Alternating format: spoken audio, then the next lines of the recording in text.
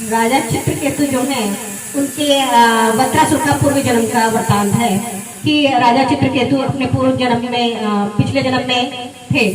तो उनकी 1 करोड़ रानियां थी, वो निसंतान थी, वो है संतान प्राप्त नहीं हो पा रही थी उनको 1 करोड़ रानियां होने के बावजूद भी। तो वह बहुत ज्यादा प्रसन्न नहीं रहते थे, सिर्फ उन्हें ये रहता था कि हर वक्त चिंता बनी रहती थी कि मेरा कुल कैसे चलेगा।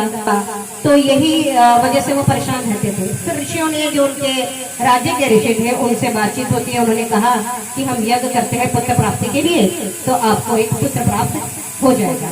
अब वो यज्ञ करते हैं तो लेकिन तभी वो प्राप्त नहीं हो पाता। तो अचानक एक दुर्वासा ऋषि एक दिन नारद जी के साथ वहां आते हैं और देखते हैं कि राजा चित्रकेतु जो है बहुत ज्यादा परेशान है। उनसे पूछते हैं कि आपको क्या हुआ है, किस कारण से आप इस समस्या में हैं। तो राजा चित्रकेतु कहते हैं कि प्रभु मैं अपनी निसंतान होने की वजह से मैं इतना परेशान और इतना ज्यादा दुखी रहता हूँ।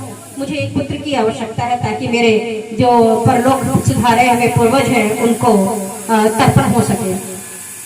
अब दुर्वासा ऋषि जी कहते हैं ठीक है, तुम्हें एक पुत्र प्राप्त होगा, पर वो दुख का कारण भी होगा।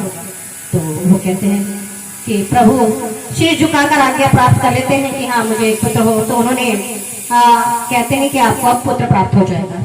उसके बाद उनको एक पुत्र प्राप्त होता है। उस पुत्र में वो इतना ज्यादा प्रेम भाव, उनका इतना ज्यादा हृदय लग जाता है कि वो दिन रात अपने पुत्र में ही लगे रहते हैं। अब जो पत्नी होती है उनकी, वो भी बहुत ही ज्यादा भाग्यवान मानी जाती है, क्योंकि भाई 1 करोड़ रानियों में से एक वही रानी होती है, पटरानी होती है, जिनके पुत्र होता है, संतान होता है, बाकी किसी को नहीं होता। जैसे जैसे वो थोड़ा सा बड़ा होने लगता है तो और ज्यादा उनका मन उनके अंदर रमने लग जाता है। कोई भी माता पिता हो, अपने पुत्र और अपने संतान में तो मन उसका रमेगा ही रमेगा। वो कितना भी शैतान क्यों ना हो, कितना भी परेशान ना करता हो, लेकिन फिर भी वह अपने पुत्र अपने संतान में ही मन लगाए रखता है। अब राजा क्या करता है कि वो कहीं भी जाना आना ज्यादा कम कर देता है, सिर्फ अपने पुत्र में ही लगा रहता है कि हाँ मेरा पुत्र चलने लगा है, मेरा पुत्र अभी ये करने लगा है, मेरा पुत्र खाने लगा है। अब रानी भी ऐसे, लेकिन जो बाकी रानियां होती हैं उनके अंदर द्वेष भाव आ जाता है। द्वेष भाव आने के कारण वो चिढ़ने लगती है कि हाय हम तो दासी से भी गए गुजरे हो गए हैं, क्योंकि ये तो पटरानी है, अब सिर्फ महाराज को तो यही प्रिय है, हमारी तरफ तो देखते भी नहीं, हमारी तरफ तो आते भी नहीं है। ये पुत्र मोह में इतने ज्यादा हो गए और हमारे जैसे तो अभागनी ही कोई नहीं है, जो हम निसंतान है, कोई भी हमें संतान नहीं है। तो इसी कारण से वो इतनी ज्यादा द्वेष में हो जाती है कि द्वेष जब किसी के मन में आ जाता है तो वो किसी भी हद तक जा सकता है। कहते हैं ना, जब जलन मन में इतनी किसी के भी इतनी भी आ जाए तो वो धीरे धीरे बढ़ती बढ़ती कब कितनी बढ़ जाए ये कोई नहीं जान सकता। इस जलन के कारण ही लोग अपराध कर बैठते हैं। उनके मन में भी यही उत्कंठा जागती है और वह क्या करती है कि एक दिन उस नन्हे बालक को कैसी निर्दयी माए बन जाती है। देखिए, सौतेली हो या अपनी माँ हो, माँ तो माँ ही होती है। माँ एक शब्द ही ऐसा है कि किसी को भी भाव विभोर कर देता है। कहते हैं ना, पर कलयुग है और उस जमाने में भी कहते हैं चाहे सतयुग चला है, द्वापर चला है, कोई भी चला है, पाप कर्म तब भी हुआ करते थे, अब भी होते हैं। अब अनगणित होते हैं, तब कम हुआ करते थे। तो वही चीज हुई कि माँ बनी, वो इतनी सारी माँ बनी, लेकिन वो माँ का रूप न लेकर वो एक द्वेष्टा रूप में आ जाती है। और द्वेष रूप में आने के कारण उस बच्चे को, नन्हे बालक को, उस नन्हे शिशु को विष दे देती है। पता नहीं कैसे उनका मन कर जाता है कि वो एक नन्हे बालक को विष दे देती है। वो बच्चा बेचारा सोया का सोया ही रह जाता है, जैसे जैसे उसको विष चला जाता है। अब पिता जो होते हैं वो कहते हैं कि उनका मन करता है कि अब मुझे अपने बालक से मिलना है। अब वो उधर से चले आ रहे हैं, इधर माता जो है अपने कक्ष में ना होकर दूसरे कक्ष में कहा कर रही होती है, सोचती है मेरा पुत्र अभी सो रहा है तो अभी मैं उसको परेशान ना करूं। परंतु जब बहुत देर हो जाती है, वो दासी को दाई को भेजती है, कहती है जरा देखकर तो आओ, ये बहुत देर हो गई है, ये रोया नहीं, खेल नहीं रहा, क्या बात है, कहीं इसको ज्वर तो नहीं हो गया। अब वो जाते हैं, देखती हैं, दाई तो वही एकदम मूर्छित हो गिर जाती है। पहले की दाइयां भी ऐसी होती है। दाई यानी कि ये नहीं कि जो संतान पैदा कराती है वही दाई मानी जाती है, जो पालन पोषण करती थी उनको भी दाई ही माँ कहा जाता था।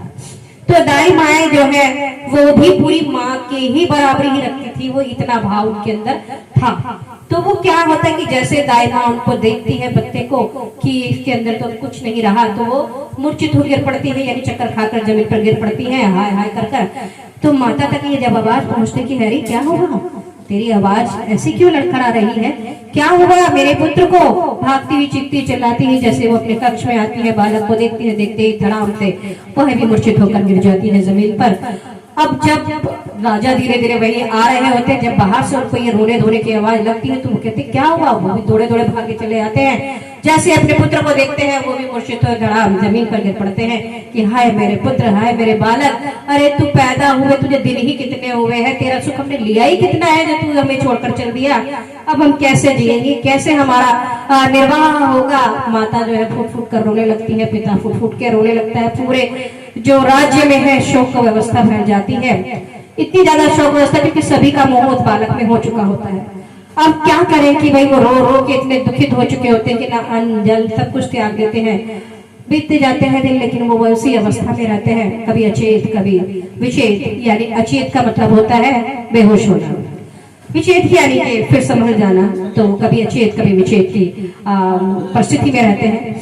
अब दुर्वासा ऋषि जी, नारद जी सोचते हैं कि हम पहले गए थे तो हमने इनको संतान दिया था, अब फिर जाना पड़ेगा क्योंकि राजन जो है सत्य की चीज से हट चुके हैं, उन्हें ये नहीं समझ आ पा रहा है कि ये जीवन मृत्यु तो मात्र एक दिखावा है, न कभी मरता है जीव, न कभी जीवित रहता है। हम एक ये जो जीव है ये एक आत्मा है।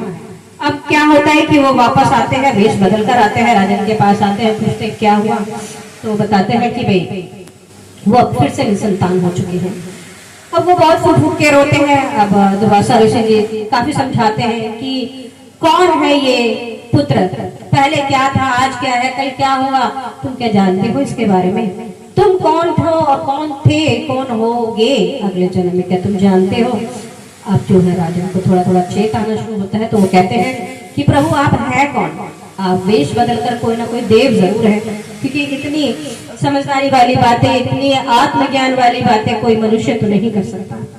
अब क्या होता है कि जब उन्हें लगता है दुर्वासा ऋषि जी को और नारद जी को कि अब हमें अपने रूप में आ जाना चाहिए, अपने रूप में आते हैं और उनसे कहते हैं कि देव राजन जानिए हम कौन है, हम पहले भी आप आए थे, मैं दुर्वासा ऋषि और ये नारद जी हैं जो ब्रह्मा जी के पुत्र हैं, मानस पुत्र। तो